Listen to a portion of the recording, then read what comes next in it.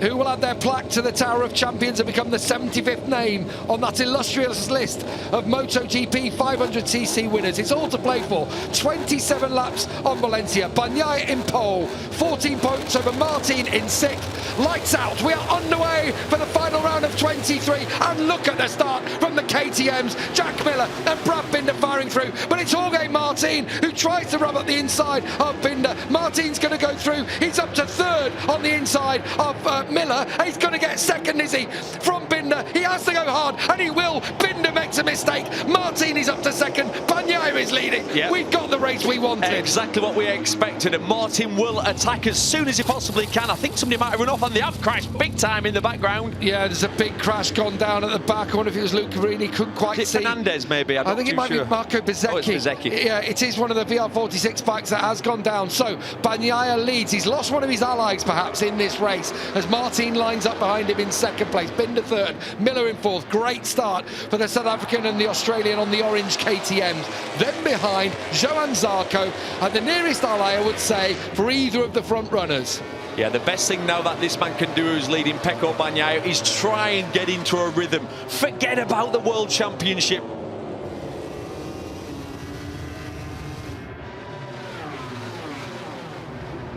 And Martin he's going to get to go! Oh, and he's touched him!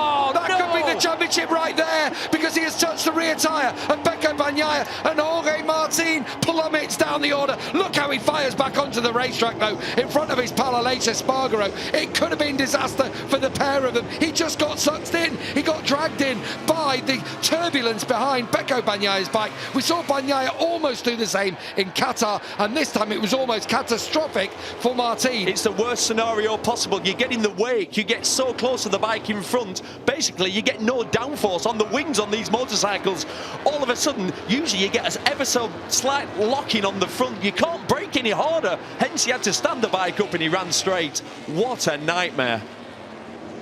Brad Binder is going to try and help him out here, and that's an aggressive attacking move on Alex Marquez. Will Marquez fire back? No, Marquez does well.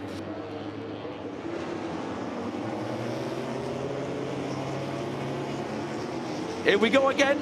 And it's got to be turn 4. And Maverick Vinales, they do get on, these two, but Vinales is not giving it up. Around turn 5, a shake of the head from Martin. He thought Martin will come back here, I think. No, he thought wisely there. He'll be annoyed there at his friend for stealing the line back. But listen, everyone's... Exactly. They're out there representing their own manufacturer. They're riding for themselves. Up the inside here, there you go, steal the line. Does he go wide? Yes, he does. That's what happens at Valencia. And all the while, as he does this, he's losing ground on Marc Marquez in front of him. In fact, Marc Marquez now, if I'm not mistaken, has just gone past his teammate Johan Zarco. And Zarco here, ooh, that's a tough one on Marc Marquez. He absolutely T-boned him in the last race. I'll tell you what, this could work in Martin's favour here. Yeah, it could do, but you don't want to get sucked into turn 1 again, because you'll get the draft of three motorcycles. He's a bit more circumspect on this occasion. Closing in fast again. Hard to tell from that turn 1 Here we go, camera. He's got a good run there through. Martin's got a good run. Is he going to have a look into turn 2? No, Marquez, he's not going to get that stopped. Oh, and Martin he doesn't. Slides underneath Vinales. Does he get underneath Marquez? No, you can see the puff of smoke from Marquez's boot dragging on the ground. This is the battle at the front. Bagnaia from Binder. Oh, Martin's down. Marquez is off. That's it. The championship is done. Martin and Marc Marquez have crashed, and the championship is run. I was just going to say... Just as Brad Binder takes the lead. I was just going to say, Jorge Martin has to calm himself. You can. It's called a limit for a reason. If you ride over the limit, you will make a mistake. We'll have to see what happens, but I'm pretty sure that Martin was behind. Oh, yeah, he is. Oh, my goodness me. That's a horrible crash for Marc Marquez. That was desperation stakes. It was complete desperation stakes, and it didn't need to be with 22 laps to go. I can't believe we've been robbed of it. Martin out, job done. Oh, what all a the shame. build-up. What a shame. It's so unfortunate for us. We've been robbed of a chance in the championship. And look at, if Martin had just shown a touch more patience, it's understandable. He touched Bagnaia's bike. He's down in 8th place. He had to rejoin very quickly. But, you know, it's understandable. He can see the championship. This is going to be a fast crash for Enea Bastianini. Let's watch this. Augusto Fernandez trudges away.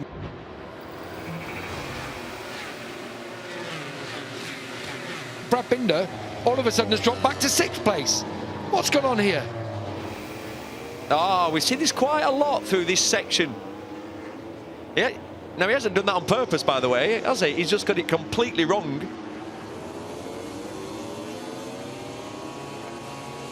Here comes Binder. Now Binder's mad. Oh, that's a silly move. That's a penalty. That's you can't do that. And he's had penalties already in desperation. Pit Byron knows it. Pit Byron knows that. You can't just ride into the side of riders.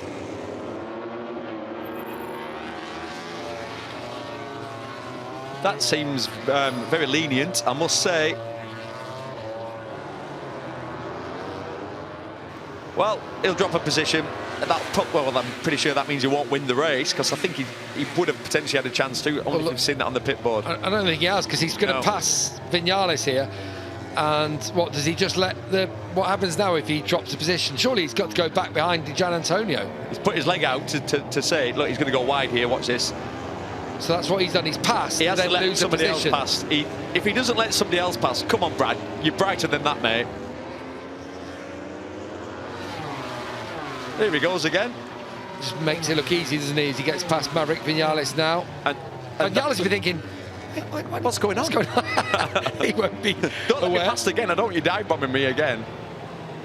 So as he goes through, Jack Miller at the front has 8/10 of an advantage over Pecco Bagnaia. Gian Antonio comes through. Is that Miller? That's Miller. That's Miller who's gone out of the lead. Jack Miller leading the way. And he has crashed out heavy at turn 10.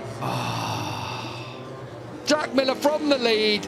At that tricky part of the track, we talked about it earlier. No. Oh, now Alex Rins has gone down.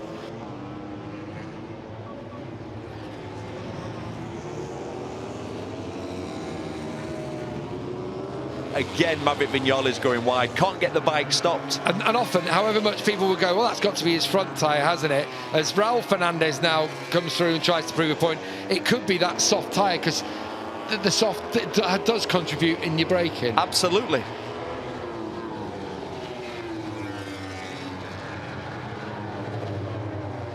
As Frankie Morbidelli now gets past Maverick Vinales. Digi was so, here we go. Oh, that's a late move. And we were just saying how the marked up right hand side of Binder's tyre, and Digi's on a charge here. Now Polispargro, who of course is in his last race. So this is turn 3. Get the run through 3. Here we go. Perfect run. Yes, clean-ish. Yeah, clean. Here we go then, final lap of your 2023 MotoGP World Championship. Pecco Bagnaia leading from Fabio Di Gianantonio in second, Johan Zarco in third. It's factory against Gresini against Pramac. Which way is the trophy going to go for the win in this final round of the season? Bagnaia is the master of last laps. He's so good at holding on. But here comes Di Gianantonio. This is the corner. If he's going to do it, this is the corner. Of course he's going to do it. Surely he is. Oh, Bagnaia so tight. Just closing the door shut. And that's the experience. The next opportunity is this next corner, turn 6. Is he going to set it up the inside into turn 6? He's going to have to be aggressive. Not going to do it now. Well, it's going to get close every single time he's closing in, and he is now one of the latest on the brakes in MotoGP and on the Ducati after the change in geometry that they made to that machine. So this is turn 8. We've got 9 and 10. It's into 11 to the hairpin. We saw him do this pass early. Get ready, setting up, perfect track position. Get ready, and he should cut to the inside now. No, it's not on again. He shakes his head. It's last corner. It's got to be. It's going to have to be standing the bike in the middle of the final corner in front of Pecco Bagnaia. Normally, Fabio Di Gianantonio is not a very aggressive rider. Let's see if he's a different rider now. He can't get any closer. And Bagnaia's trying to keep that door firmly shut. Di Gianantonio thinking if he can do it, he won't be able to power past Bagnaia to the line, because Bagnaia has the superior traction, he has the superior bike, and in back-to-back fashion, Pecco Bagnaia is the world champion again in 2023. He is a double MotoGP world champion. Ducati have done the full Italian job once again. They are victorious in Valencia, they're victorious in the championship. Di Gianantonio and Zarco on the podium, Jorge Martin crashing out. What a way to end the 2023 championship. Yeah, I mean, what a season. And you can only respect this man